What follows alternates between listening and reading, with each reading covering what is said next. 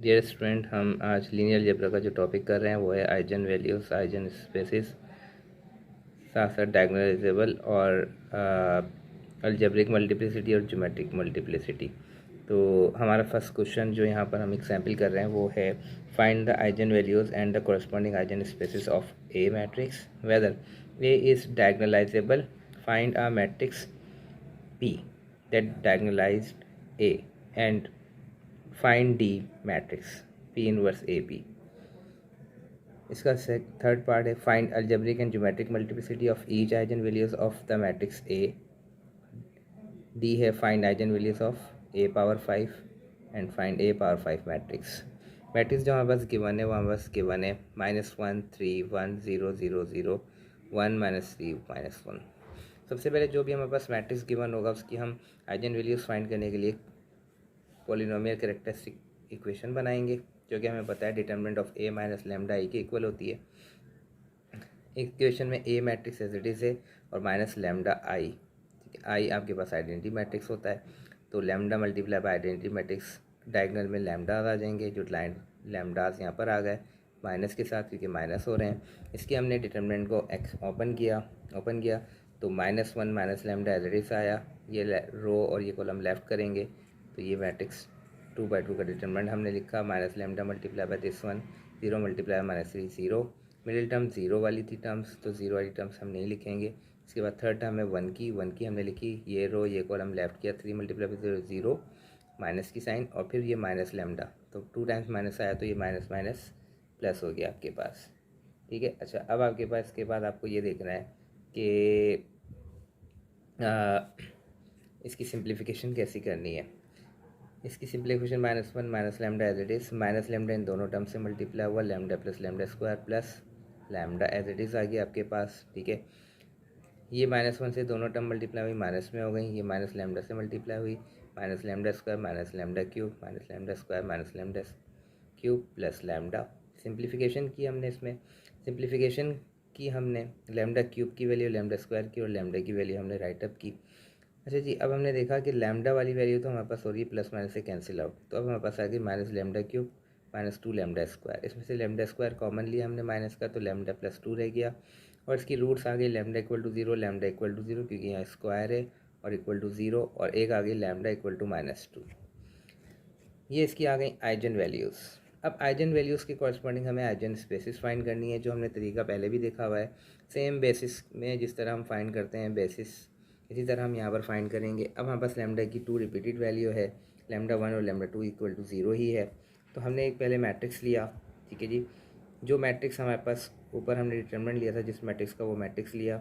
ये मैट्रिक्स हमारे पास है एक्स इक्वल टू 0, मतलब ए एक्स इक्वल टू 0, और ये ए क्या है, ए माइनस लैम्डा, ठीक है जी। अब इसमें हमें क्या करना है, आइजन स्पेसिस फाइंड करने के लिए जो भी लैम्डा की वैल्यू के कॉरस्पॉन्डेंस निकाल रहे हैं, आइजन वैल्यूज़ के कॉरस्पॉन्डेंस निकाल रहे हैं, उसको लेंगे, वो हमने ली हुई है यहाँ पर 0, तो लैम्डा की जगह पे जहाँ जहाँ आ रहा है 0 रखेंगे।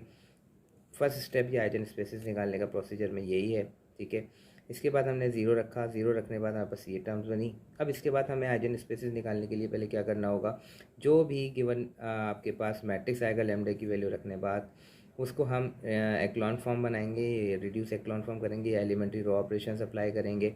अब हमने रो ऑपरेशंस लगाए, हमने देखा -1 1, ठीक है, 3 -3, ये 3 का मल्टीपल से है, इसका मतलब कि 0 हो जाएगा, और ये -1 + 1 0 हो जाएगा, तो ये दोनों टर्म्स 0 हो जाएंगी, साथ साथ ये टर्म भी 0 हो जाएंगी।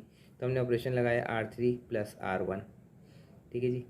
R3 में R प्लस कर दें R1 को, तो -1 + 1 0, 1 प्लस का और माइनस का 0, तो दोनों टर्म्स क्या हो गए हमारे पास 0 हो गए। इसी तरह 3 से मल्टीप्लाई किया, -3 + 3 0, +3 से मल्टीप्लाई किया 3 -3 0, ये वाली टर्म भी दोनों 0 हो गए। हमारे पास ये रहेगा एलिमेंट दिस वन, ये कोफिशिएंट है x1 का और ये कोफिशिएंट है x3 का।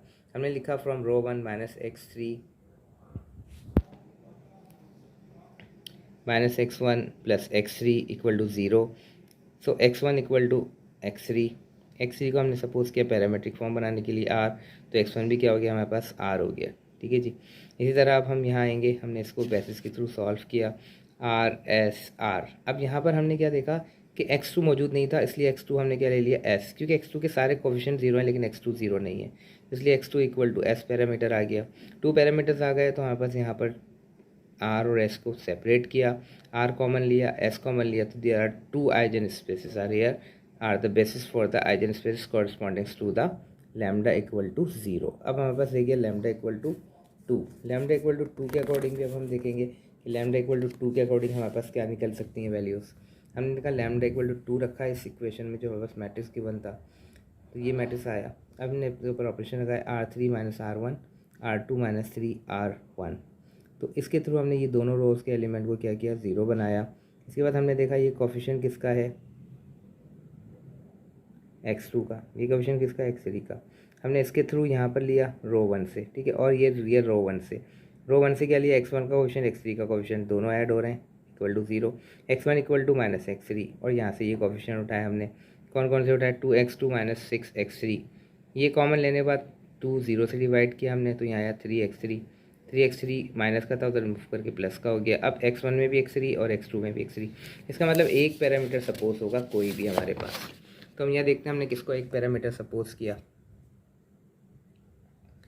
अब हमारे पास देखें हमने क्या किया, पैरामीटर सपोज करने की जब हमारे पास बारी आई तो हमने यहाँ पर क्या पैरामीटर सपोज किया, हमने कहा x3 को t ले लें तो x1 equal to minus T और x2 इक्वल टू 3t हो जाएगा, ये देखिए, ठीक है।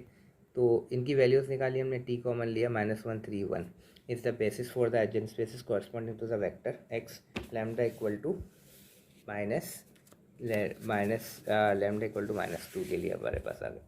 अच्छा, अब जो हमारे पास पी मैट्रिक्स बना, जो तीनों आइजन स्पेसिस है, आइजन स्पेसिस से एक पी मैट्रिक्स बनता है, पी मैट्रिक्स ये हमारे पास फॉर्म हो गया, ठीक है। अब हमें फाइंड करना है इसके सेकंड पार्ट में कि ए इज़ डायगोनलाइजेबल है, ठीक है जी। ए डायगोनलाइजेबल कब होता है, जब पी आ जाए आपके पास, और पी कैसा मैट्रिक्स है, जितने ए मैट्रिक्स हो रो और कॉलम का उतने ही पी मैट्रिक्स होना चाहिए रो और कॉलम का। डायगोनलाइजेबल करने के लिए हमारे पास प्रोसीजर है P inverse A P equal to D.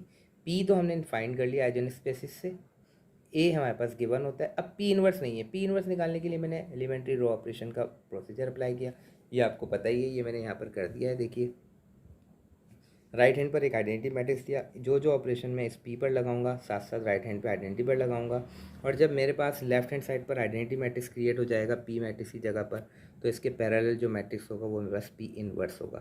तो मैंने पी इनवर्स मैट्रिक्स लिया, ए और पी, इन दोनों को मल्टीप्लाई किया तो ये मैट्रिक्स मेरे पास बना, फिर इन दोनों को मल्टीप्लाई किया तो फिर ये वाला मैट्रिक्स बना।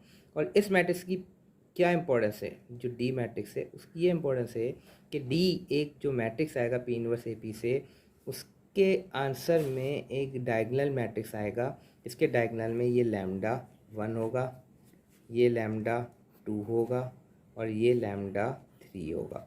डायगोनल में आइजन वैल्यूज़ लाई कर रही होंगी और बाकी एलिमेंट इसके क्या होंगे, 0 होंगे, ठीक है जी। इसका अब सी पार्ट था हमारे पास, क्या था, आइजन वैल्यूज़ और आइजन वैल्यूज़ की अलजेब्रिक मल्टीप्लिसिटी और ज्योमेट्रिक। अलजेब्रिक मल्टीप्लिसिटी किसे कहते हैं, अलजेब्रिक मल्टीप्लिसिटी हम उसे कहते हैं जब हम आइजन वैल्यूज़ को फाइंड करते हैं। तो हम ये देखते हैं यहाँ पर आइजन वैल्यूज़ 0 0 और -2 आई, तो हमने ये देखना है कि 0 कितनी टाइम्स आया, 2 टाइम्स, तो 0 की अलजेब्रिक मल्टीप्लिसिटी क्या हो जाएगी, हमारे पास 2 हो जाएगी।